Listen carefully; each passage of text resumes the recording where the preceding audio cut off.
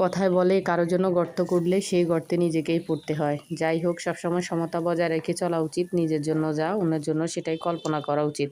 সবসময় অন্যের সুখের জন্য, অন্যের কল্যাণের জন্য দোয়া করা উচিত, সুখ বা কল্যাণ দিতে না পারলেও।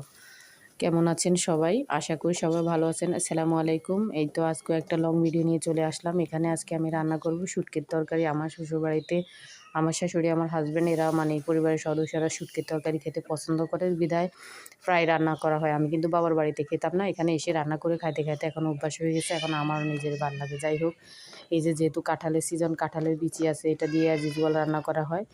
কিন্তু এখানে কাঁঠালের বিচি আর বরবটি শুটকি দিয়ে একটা তরকারি রান্না করেছিলাম। মাশাআল্লাহ, অনেক মজা হয়েছে। যারা শুটকি খোর তাদের তো অনেক ফেভারিট। এটাই অ্যাজ ইউজুয়াল যেভাবে বসাই, কষিয়ে সবগুলা, তারপর বরবটিটা দিয়ে দিলাম। যেহেতু কাঁঠালের বিচি শক্ত, আগে কাঁঠালের বিচিটা দিতে হয়, তারপর বরবটিটা দিয়ে নেড়ে চেড়ে ভালোভাবে কষিয়ে একদম পানি ছেড়ে তেল উঠে আসলে তখন শুটকিটা দিয়ে গরম পানি দিয়ে অ্যাড করে জল দিয়ে ফুটিয়ে সুন্দরভাবে নামিয়ে দিব, হয়ে যাবে। এই তো সিম্পল। যেটা বলছিলাম, অন্যের জন্য গর্ত করলে সেই গর্তে নিজে পড়তে হয়। আসলেই এটা কিন্তু সত্যি। যারা এরকম সিচুয়েশান আছেন তারা বুঝবেন সবসময় অন্যের কল্যাণ করা উচিত। আসলে দুনিয়াতে তো আমরা যে কয়দিনই বাঁচি না কেন, আমাদের কর্মগুলাই বেঁচে থাকবে, আমরা কিন্তু চলে যেতে হবে। তাই আমাদের উচিত সবসময় ভালো কর্মগুলো করা, এমন কর্ম করা উচিত যাতে মরে যাওয়ার পরও মানুষ বলে লোকটি ভালো ছিল, তাই না?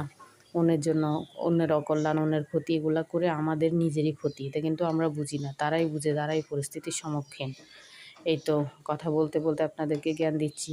যদি ভুল কিছু বলি, অন্যায় কিছু বলি, ক্ষমা সুন্দর দৃষ্টিতে দেখবেন। রান্নাটা প্রায় হয়ে আসছে।